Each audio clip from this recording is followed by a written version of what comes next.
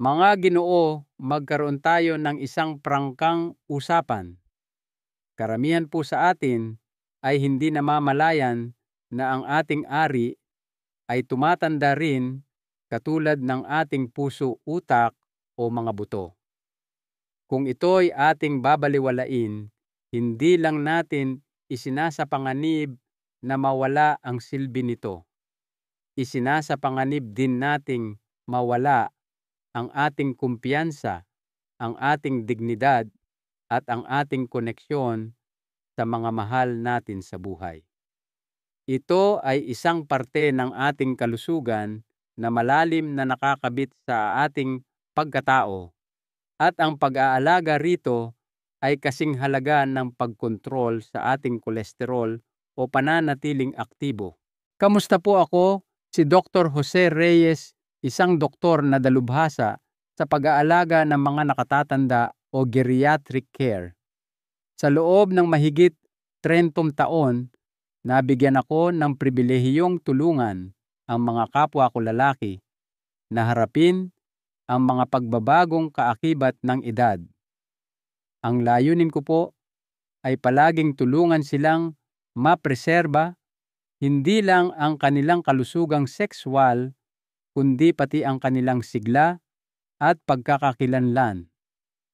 Ngayon, paano kung sabihin ko sa inyo na ang isa sa mga pinakamalaking sanhi ng problema sa ari ng mga lalaking lagpas 100 anyos ay hindi gaanong konektado sa inyong edad, at paano kung ang solusyon ay hindi matatagpuan sa isang bote ng gamot, kundi sa mga simpleng pang-araw-araw na gawi na maaaring magbago ng lahat. Sa ating talakayan ngayon, ibabahagi ko ang 5 mahahalaga at napatunayan ng siyensya na paraan upang alagaan ang inyong ari na partikular na idinisenyo para sa ating mga lagpas 100 anyos. Hindi po ito mga gimmick o mabilisang lunas. Ito ay mga totoo at praktikal na pamamaraan na maaaring maprotektahan ang inyong kalusugan at lubos na mapabuti ang kalidad ng inyong buhay. At pakiusap po, samahan ninyo ako hanggang sa dulo dahil magbabahagi ako ng isang bonus na payo na bihirang banggitin ng mga doktor, ngunit maaaring makatulong na maiwasan ang isa sa mga pinakamasakit na kondisyon na nakikita namin sa mga nakatatandang lalaki. Bago po tayo magsimula, kung sa tingin ninyo ay makakatulong ang payong ito, mangyaring maglaan ng sandali upang mag-subscribe at i-on ang notifications. Sa ganoong paraan, hindi ninyo malalampasan ang mga praktikal na gabay sa kalusugan na para lamang sa inyo. Mahalaga po ang inyong paglalakbay tungo sa mas mabuting kalusugan, at ang inyong mga puna ay nakakatulong sa akin na gawing mas kapaki-pakinabang ang impormasyong ito.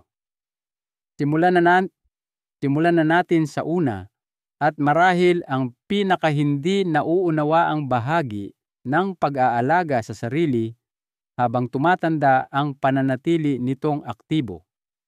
Dahil ang katotohanan, kapag hindi mo na ito ginagamit, unti-unti itong mawawala sa iyo. 1. Manatiling aktibo sa sexual na aspeto kahit walang pagtatalik. Kapag nakikipag-usap ako sa mga lalaking nasa edad 60, 70 pataas pa, isa sa mga pinakakaraniwang naririnig ko ay, Siguro Doc, tapos na ang sex life ko. Marami na ang tahimik na tinanggap ang ideya na ang kakayahang sexual ay natural na nawawala at wala nang magagawa tungkol dito. Hayaan ninyong linawin ko, hindi lamang kasinungalingan ang paniniwalang iyan, kundi maaari pa itong maging isang self-fulfilling prophecy o nagkakatotoong hula. Ang inyong ari, tulad ng inyong mga kalamnan o isipan, ay nakadepende sa regular na paggamit upang manatiling malusog. Kapag ito ay nananatiling hindi aktibo sa mahabang panahon, humihina ang daloy ng dugo, nanghihina ang pagkaelastiko nito, at ang mga himay-may tissues ay maaaring magsimulang lumiit o manghina. May klinikal na termino kami para dito: pyenyl-disuse atrophy. Hindi po ito pananakot. Ito ay simpleng pisyolohiya. At bagamat ito ay mas karaniwan kaysa sa inaakala ng marami, ang mabuting balita ay halos ganap itong maiiwasan. Ang sexual na aktibidad kasama na ang masturbasyon ay hindi lamang para sa kasiyahan. Ito ay isang paraan ng maintenance o pagpapanatili ng kalusugan. Sa pamamagitan ng regular na pagpapadaloy ng dugo sa area, naghahatid ka ng mahahalagang oxygen at sustansya na nagpapanatili sa kalusugan at silbi ng mga himay-may. Isipin ninyo ito na parang pag-uunat ng kalamnan upang hindi ito manigas. At kung ang pagtatalik o sariling pagpapasigla ay hindi posible o komportable para sa inyo sa ngayon, ayos lang po iyon. May iba pang epektibong paraan tulad ng paggamit ng isang aprobadong vacuum erection device o pagsasagawa ng mga ehersisyo para sa pelvic floor na sumusuporta sa malusog na sirkulasyon. Ang pinakamahalaga ay huwag ninyong hayaang manatiling walang ginagawa ang bahaging iyon ng inyong katawan. Higit pa sa pisikal, mayroon ding kasing halagang emosyonal na bahagi dito: ang dignidad. Para sa maraming lalaki, ang ating sexual na sigla ay kaugnay ng kung paano natin tinitingnan ang ating sarili. Kapag ito ay nagsimulang maglaho, madalas ay kasama nitong nawawala ang ating kumpiyansa.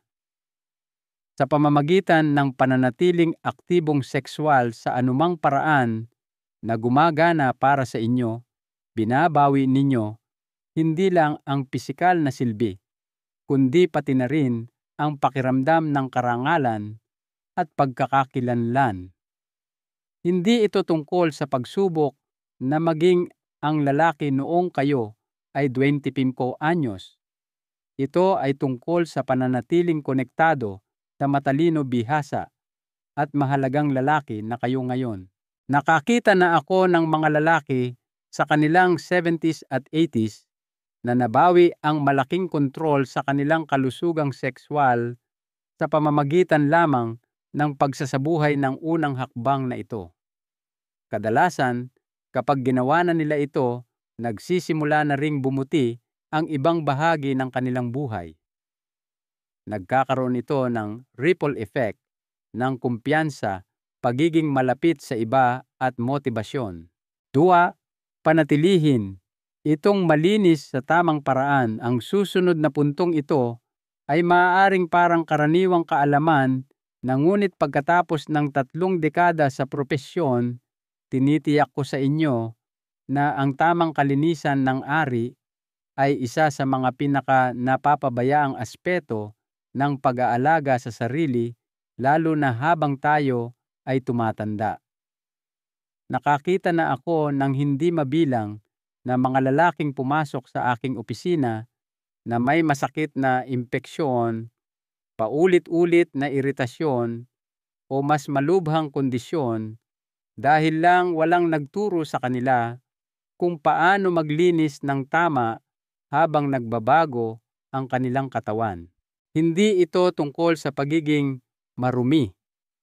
Ito ay tungkol sa pag-unawa na ang inyong katawan sa edad 60 o 70 ay hindi na katulad noong kayo ay 30. Ang ating balat ay nagiging mas manipis at mas sensitibo. Ang ating panlaban sa sakit ay maaaring bumagal at ang ating katawan ay hindi na kasing bilis lumaban sa bakterya o gumaling mula sa iritasyon. Ang sapat na kalinisan noong kabataan ninyo ay maaaring hindi na sapat ngayon. Para sa mga lalaking hindi tuli, ito ay mas kritikal. Ang bakterya pawis at mga patay na selula ng balat ay maaaring maipon sa ilalim ng balat ng ari foreskin na nagiging lugar para sa mga impeksyon tulad ng balanitis o humantong sa mga kondisyon na lubhang nagpapataas ng panganib para sa kanser sa ari o po-kanser. Hindi ito isang bihirang problema. Ang numero 1 sanhi ng kanser sa ari sa maraming bahagi ng mundo ay ang hindi tamang kalinisan. Ang panganib na iyon ay hindi nawawala sa pagtanda. Ito ay tumataas. Ngunit ang solusyon ay napakasimple. Hugasan ang lugar araw-araw gamit ang maligamgam na tubig at banayad na sabon na walang pabango. Iwasan ang matatapang na kemikal o marahas na pagkuskos. Kung kayo ay hindi tuli, dahan-dahang iurong ang balat foreskin, hugasan at banlawan ng maigi. Pinakamahalaga, patuyuin ng husto ang lugar. Ang pananatiling basa, lalo na sa mga tupi-tupi ng balat, ay nag-iimbita sa pagdami ng bakterya at amag fungal growth. Ang paglalaan lamang ng 1 minuto para sa gawaing ito ay maaaring magligtas sa inyo mula sa masakit na impeksyon, hindi kaaya-ayang amoy at posibleng isang bagay na mas malubha. Ang madalas na ikinagugulat ng aking mga pasyente ay ang emosyonal na tulong na dulot ng simpleng gawaing ito. Kapag tinatrato ninyo ang bahaging ito ng inyong katawan ng may parehong respeto na ibinibigay ninyo sa inyong puso o ngipin, mas gumaganda ang pakiramdam ninyo sa inyong sarili, mas malinis, mas may kumpiyansa, at mas may control. 3. Iwasan ang pagtatalik ng hindi paganap na matigas ang ari. Maaaring nakakagulat ang payong ito, ngunit tinutugunan nito ang isang nakatagong panganib na nakita kong nagdulot na ng tunay na pinsala. Maaaring hindi sinasadyang masaktan ng mga lalaki ang kanilang sarili habang nakikipagtalik dahil lang hindi nila alam ang panganib ng pakikipagtalik bago pa man ganap na tumigas ang ari. Maaaring parang maliit na detalye lang ito sa gitna ng sandali, ngunit ang pagpilit na makipagtalik ng hindi paganap na matigas ang ari ay maaaring magdulot ng paunti-unting pinsala na may mga kahihinatnang makapagbabago ng buhay. Hayaan ninyong ipaliwanag ko. Ang inyong ari ay isang komplikadong istruktura ng mga daluyan ng dugo at mga himaymay na parang espongha. Kapag hindi ito ganap na matigas, kulang ito sa panloob na suporta at tibay upang makayanan ang puwersa ng pagtatalik. Ang pagsubok na ipasok ito bago ito handa ay maaaring magdulot ng mga microtrauma, maliliit na pilat at pinsala sa loob. Maaaring hindi ninyo ito maramdaman sa sandaling iyon, ngunit sa paglipas ng panahon, maaari itong maghilom na may kasamang peklat. Ang panloob na pagpepeklat na ito ay maaaring tumigas at humila sa mga nakapaligid na himaymay na humahantong sa isang kondisyon na tinatawag na Peyronie's disease. Nagdudulot ito ng masakit na pagkurba o pagbaluktot ng ari na maaaring gawing mahirap, hindi komportable o kahit imposible ang pagtatalik. Marami na akong nakausap na lalaki na nahihiyang banggitin ang mga pagbabagong napapansin nila hanggang sa lumala na ang kondisyon. Ang malungkot na katotohanan, karamihan sa kanila ay walang ideya na may ganitong panganib. Kaya't sinasabi ko ito sa inyo ngayon, dahan-dahan lang po. Ang inyong kalusugan at kaginhawaan ay nakasalalay sa pagtrato sa inyong katawan ng may respeto. Ang paghihintay hanggang sa ganap na tumigas ang ari ay hindi lamang mas ligtas, ito ay mas matalino. Pinoprotektahan kayo nito mula sa pangmatagalang pinsala at tinitiyak na ang pakikipagtalik ay mananatiling isang mapagkukunan ng kasiyahan, hindi ng sakit. Gumamit ng sapat na pampadulas o lubrication upang mabawasan ang pagkiskisan, maglaan ng oras para sa foreplay, at makipag-usap ng bukas sa inyong partner kung nakakaramdam kayo ng anumang pagmamadali. Ang simpleng gawaing ito ng pagtitiyaga ay isang mabisang paraan ng pangangalaga sa sarili. 4. Limitahan ang pornografiya. Palakasin ang tunay na koneksyon. Nais ko pong magsalita ng tapat dito bilang kapwa ninyo lalaki. Nabubuhay tayo sa isang panahon kung saan ang mga malalaswang panoorin ay madaling makuha. Para sa maraming nakatatandang lalaki, lalo na sa mga maaaring walang asawa byudo o nakakaramdam ng pag-iisa, ito ay maaaring mukhang isang hindi nakapipinsalang libangan. Gayunpaman, pagkatapos magtrabaho kasama ang libu-libong pasyente, masasabi ko sa inyo na kung ano ang madalas na nagsisimula bilang kuryosidad ay maaaring dahan-dahang pumalit sa isang bagay na mas mahalaga, ang tunay na koneksyon sa kapwa-tao. Heto po ang issue, ang labis na paggamit ng pornografiya ay maaaring baguhin ang reward system ng ating utak. Sinasanay nito ang isip na asahan ang isang partikular na uri ng stimulation, mabilis biswal at ginagawa ng mag-isa. Sa paglipas ng panahon, maaari itong humantong sa desensitization o pagiging manhid, kung saan ang tunay na pakikipag-ugnayan sa isang partner ay hindi na gaanong nakakakilig o nakakasabik. May mga lalaki na akong nakausap sa kanilang at 70s na naglalarawan ng pagkalito at pagkadismaya.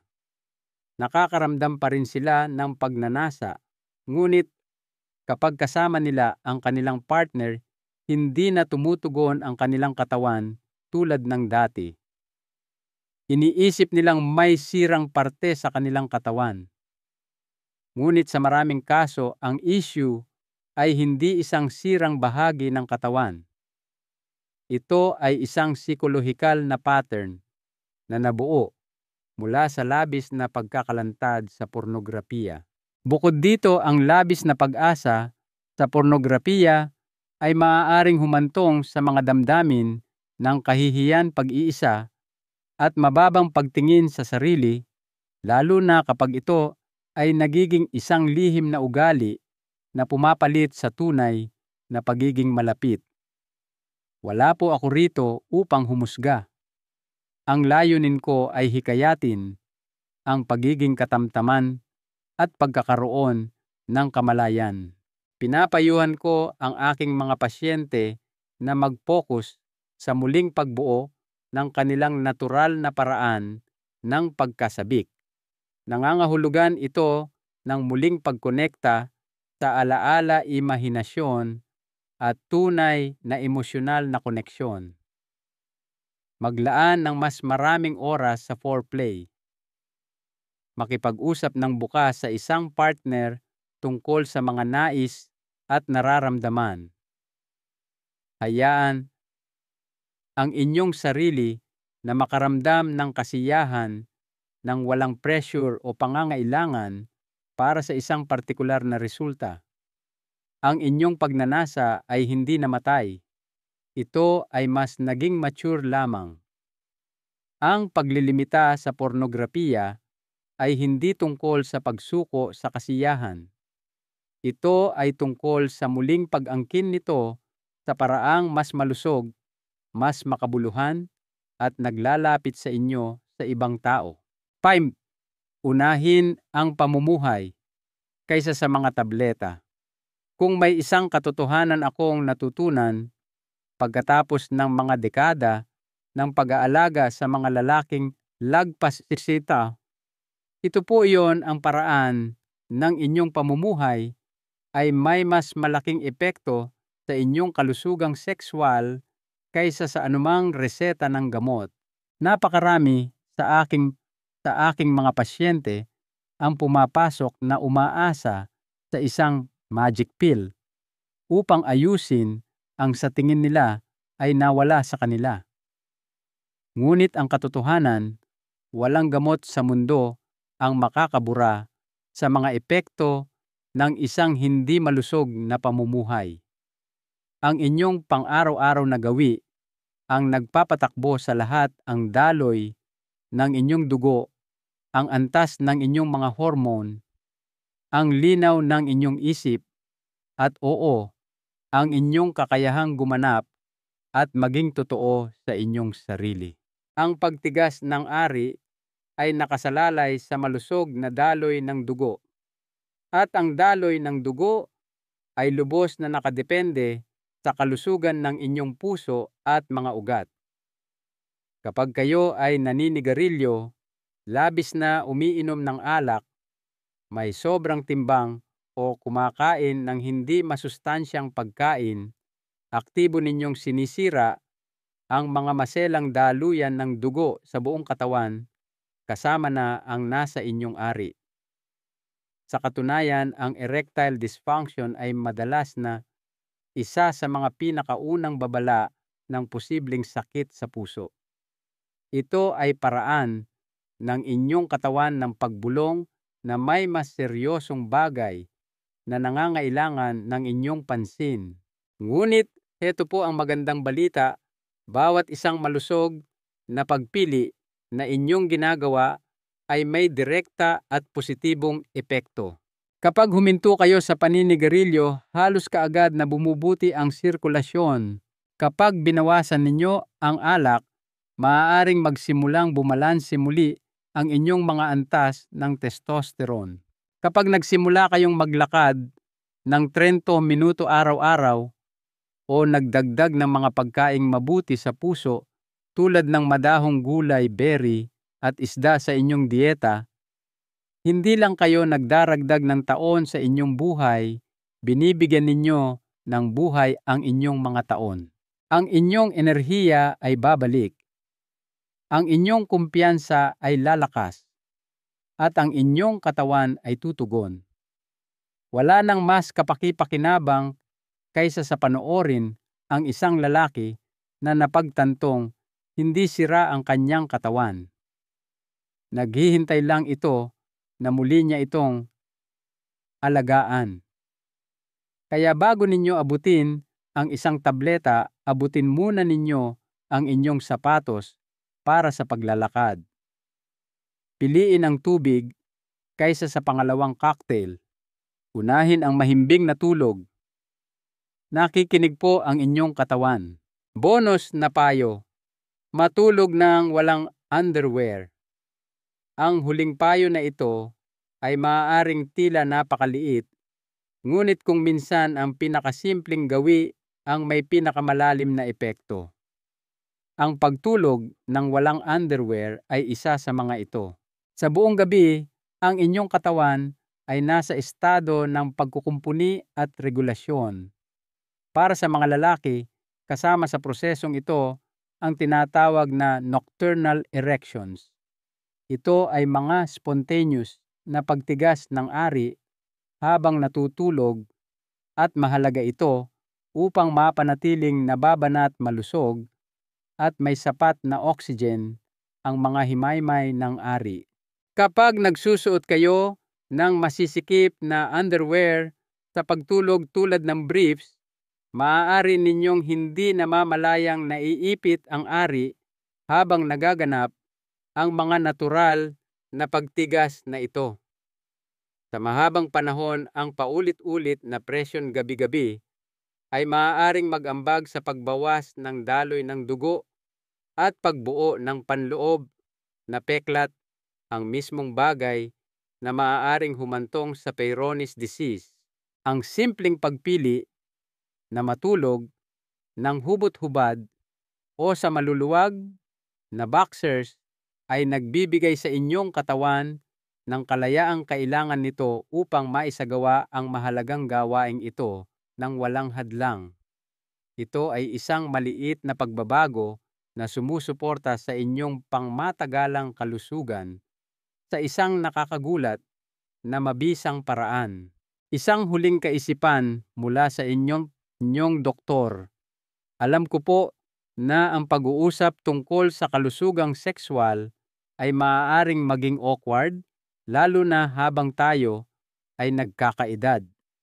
Ngunit ang ating relasyon sa ating katawan ay hindi nagtatapos sa isang tiyak na edad. Ito ay nagbabago lamang. At kung paano natin pipiliing alagaan ang ating sarili ngayon ay mas mahalaga kaysa dati. Lahat ng napag-usapan natin ngayon, ang pananatiling aktibo, pagsasagawa ng tamang kalinisan, pagiging matiyaga habang nakikipagtalik, pag-prioritize sa tunay na koneksyon at pamumuhay ng malusog, ang mga ito ay hindi lamang mga listahan na dapat tularan. Ang mga ito ay maliliit at pang-araw-araw na kilos ng paggalang sa sarili. Bawat isa ay nagpapatibay sa inyong dignidad, sa inyong sigla at sa inyong koneksyon sa kung sino kayong lalaki. Naging pribilehiyo ko na sa aking buhay na tulungan ang mga lalaki na muling matuklasan ang kumpiyansang ito. Hindi sa pamamagitan ng paghahabol sa isang mas batang bersyon ng kanilang sarili, kundi sa pamamagitan ng pagpiling alagaan ang katawan na mayroon sila ngayon. Hindi po kayo nag-iisa kung kayo ay tahimik na nahihirapan o hindi sigurado kung saan magsisimula. Ang pinakamagandang balita ay hindi pa huli ang lahat para magsimula. Bawat araw ay isang bagong pagkakataon upang gumawa ng isang mas mabuting pagpili. Ang inyong kalusugan ay hindi nagtatakda ng inyong halaga, ngunit ito ay sumasalamin sa atensyon na ibinibigay ninyo rito. Kapag inaalagaan ninyo ang inyong sarili gamit ang mga simpleng ngunit mabisang hakbang na ito ay makikita sa paraan ng inyong pagkilos, sa paraan ng inyong pakikipag-ugnayan sa iba, at sa tahimik na kumpiyansang nararamdaman ninyo sa loob. Isang mahalagang aral sa buhay mula kay Dr. Reyes: ang tunay na sukatan ng isang lalaki ay hindi ang kanyang lakas o kabataan, kundi ang kanyang karunungan at tapang na umangkop sa pagbabago. Ang tunay na sigla sa ating pagtanda ay hindi nagmumula sa pagwawalang bahala sa pagbabago, kundi sa pagharap dito ng may biyaya, kaalaman at paninindigan sa paggalang sa sarili. Ang inyong kalusugan ay ang inyong kwento. Gawin ninyo itong isang magandang salaysay. Salamat po sa inyong oras at sa pag-i-invest sa inyong sarili. Kung may natutunan po kayo sa ating usapan, mag-iwan po sana kayo ng komento sa ibaba. Ano ang isang maliit na pagbabago na maaari ninyong isaalang-alang na gawin? At kung may kilala kayong kaibigan, kapatid o ama na makikinabang sa usapang ito, pakiusap po ay ibahagi ninyo ito sa kanila. Huwag kalimutang mag-subscribe para sa mas marami pang tapat at praktikal na talakayan tungkol sa kalusugan ng mga lalaki. Ang pag-aalaga sa sarili ay tanda ng kalakasan at hindi pa huli ang lahat para magsimula.